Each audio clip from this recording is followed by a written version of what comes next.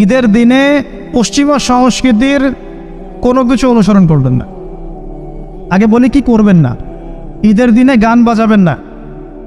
শয়তান 30 দিন বন্দি থাকার পরে ঈদের দিন দেখলে যেন মনে না হয় যে শয়তান ছাড়া পেয়েছে, এমনটা যেন মনে না হয়। ঈদের তো দরকার নাই। এই চাঁদ রাত বলে একটা কথা আছে না, চাঁদ রাত, আপনারা কি বলেন জানি না, আগের রাত। আমাদের এলাকায় চাঁদ রাত বলে, ঈদের আগের রাতকে চাঁদ রাত বলে। ঈদের চাঁদ যেদিন দেখা যায় আর কি, সেটা।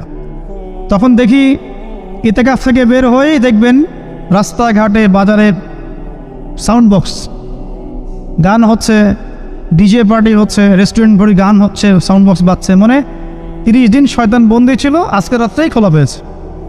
ভাবটা এরকম। ঈদের দিন এই কাজগুলো করতে যায় না। আতশবাজি করবেন না, এই পটকা টটকা ফোটাবেন না। বাচ্চারা, ছোটোখাটো বাচ্চারা একটু মজা করতে চায়, সেটা আলাদা বিষয়, কিন্তু এগুলোকে ট্রেডিশন বানাবেন না। ঈদের দিনে ছেলে মেয়ে, গার্লফ্রেন্ড বয়ফ্রেন্ড রিক্সায় ঘুরবে না। ঈদের দিনে তারা একে অপরের সাথে দেখা করতে যাবে না। ঈদের দিনে সারাদিন ওই টিভিতে কী কী নতুন নাটক দিয়েছে, কি সিরিয়াল দিয়েছে, এগুলো দেখতে যাবেন না। রমজান মাসে আপনি কী কী শিখলেন? রমজানের সব শিক্ষা কি একদিনেই বিসর্জন দেওয়া লাগবে? রমজানের সব শিক্ষাগুলো কি ঈদের দিন বিসর্জন দেওয়ার জন্য? ঈদের দিনে আপনি সকালবেলা উঠবেন, ফজরের সালাত আদায় করবেন, পারলে তাহাজ্জুদ পড়বেন, তাহাজ্জুদ পড়ে ফজর নামাজ পড়বেন, নামাজ পড়ে তেলাওয়াত করবেন। আপনার দিন শুরু হবে কোরআন তেলাওয়াত দিয়ে, আল্লাহর জিকির দিয়ে, ইস্তেগফার দিয়ে। এবার সকাল সকাল গোসল করবেন, সকাল সকাল গোসল করে মিষ্টি মুখ করবেন, খেজুর খাবেন, সেমাই খাবেন ইত্যাদি।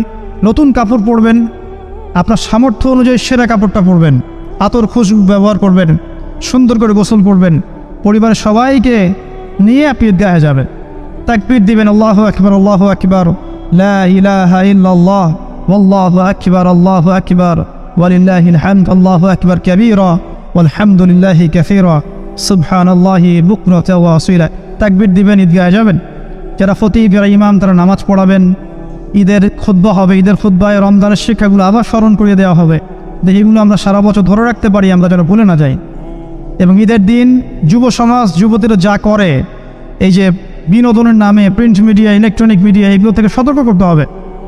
ঈদের দিনে boyfriend girlfriend tradition, free mixing, ঈদের দিনে বেলাল্লাপনা, মিউজিক পড়া, কনসার্ট পড়া, হাবিজাবি, সব কিছু থেকে ওরা যেন দূরে থাকে। ইসলামী সংস্কৃতি নিয়ে পরিবারকে সময় দেয়, নামাজ পড়ে, ঈদের দিন কোরআন তেলাওয়াত করে, বাসায় গিয়ে নফল নামাজ পড়ে, আবার জোহরের নামাজ জামাতে পড়ে। ঈদের দিন ঈদের নামাজ করেছে, জোহরের নামাজে নাই, নেমে যেন না হয়। জোহর জামাতে পড়ে, আসর মাগরিব এসে জামাতে পড়ে, আত্মীয়দের বাসায় বেড়াতে যাবে, খোঁজখবর নেবে। অসহায় যারা ঈদ করতে পারছে না, ওদেরকে সাদাকাতুল ফিতর দিবে, হাদিয়া তোহফা দিবে। অনেক কাজ আমাদের। আমাদের আনন্দের উৎসবগুলো কিন্তু ভোগবাদী না, বরং ত্যাগবাদী। আমরা কিন্তু অন্যকে নিয়ে আমরা আনন্দ করতে চাই।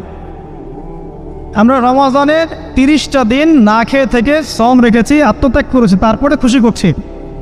অন্যদের মতো নয় যে খালি ভোগবাদী দর্শন, এমন নয়। তো এগুলো নিয়ে আমরা ইনশাল্লাহ আবার পরে কথা বলবো, এখনও সময় আছে। ঈদের সুন্নাহ, লাইলাতুল কদর নিয়ে ইনশাল্লাহ আমরা পরে কথা বলতে পারবো। এগুলোর দিকে খেয়াল রাখবেন ইনশাল্লাহ।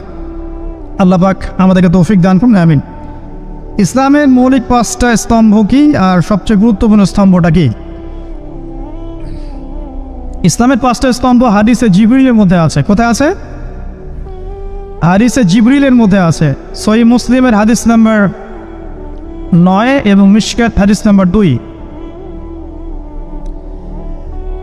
জিবরাইল আলাইহিস সালাম মানুষের রূপ ধরে এসে নবী সাল্লাল্লাহু আলাইহি ওয়াসাল্লামকে জিজ্ঞাসা করেছিলেন যে ইসলামের সংজ্ঞা কি, আখবিরনি আনিল ইসলাম। তখন নবীজি বলেছেন, ইসলাম হচ্ছে আন তাশহাদা আল্লা ইলাহা ইল্লাল্লাহ ওয়া আন্না মুহাম্মাদান আবদুহু ওয়া রাসূলুহু। ইসলাম হচ্ছে প্রথমত তাওহীদ, লা ইলাহা ইল্লাল্লাহ, এবং মুহাম্মাদুর রাসূলুল্লাহ রিসালাত। এরপরে ওয়া আন তুকিমাস সালাত, তুমি সালাত কায়েম করবে, ওয়া আন তুতিয়াজ যাকাত, যাকাত প্রদান করবে, ওয়া তাসুমা রমাদান, রমজানের সওম রাখবে, ওয়া তাহুজ্জাল বাইত ইন ইসতাতা'তা ইলাইহি সাবিলা, আর তুমি রমাদান মাসে, আর তুমি সামর্থ্য হলে হজ করবে, সামর্থ্য হলে হজ করবে। এই 5টা হচ্ছে ইসলামের পিলার। আমার সাথে বলেন, 1 নম্বর কি? তাওহীদ। 1 নম্বর কি? তাওহীদ, লা ইলাহা ইল্লাল্লাহ মুহাম্মাদুর রাসূলুল্লাহ। 2 নম্বর সালাত কায়েম করা। 3 নম্বর যাকাত প্রদান করা। 4 নম্বর রমাদান মাসের সওম। 5 হচ্ছে সামর্থ্য হলে হজ করা। এর মধ্যে সবচেয়ে গুরুত্বপূর্ণ হচ্ছে তাওহীদ। তাওহীদ নাই তো কিছুই নাই, তাওহীদ নাই কিছুই নাই। লা ইলাহা ইল্লাল্লাহ মানে সব কিছু আল্লাহ থেকে হয়, আল্লাহ ছাড়া কিছুই নাই। কল্যাণ অকল্যাণ, ভালো মন্দ, ইবাদত, আমার ভালোবাসা, ভয় সব কার জন্যে?